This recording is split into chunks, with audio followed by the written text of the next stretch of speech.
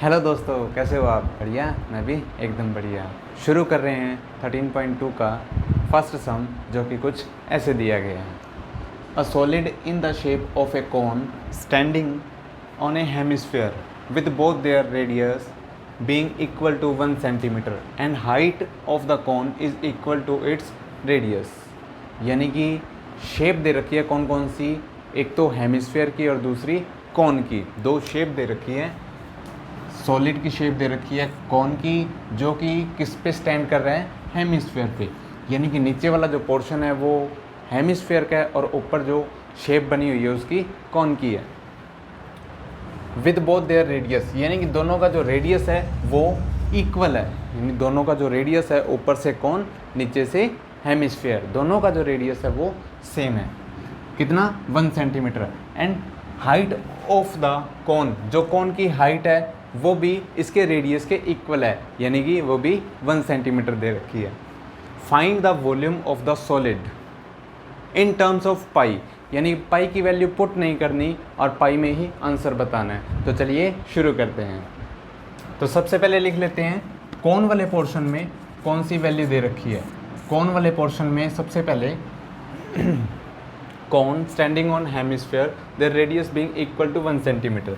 यहाँ जो रेडियस है वो 1 सेंटीमीटर और इसकी जो हाइट है, हाइट वो भी 1 सेंटीमीटर।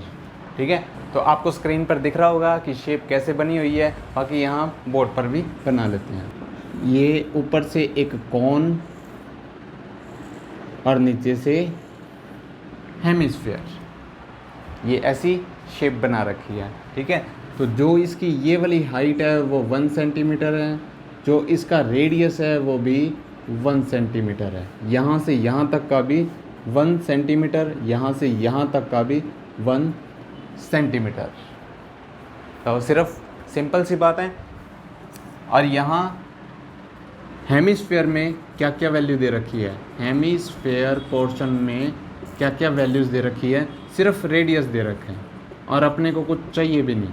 रेडियस की वैल्यू दे रखी है 1 सेंटीमीटर। जो वॉल्यूम फाइंड करना है वो पाई में फाइंड करना है, यानी पाई की वैल्यू ना तो 22/7 पुट करनी है और ना 3.14 पुट करनी है।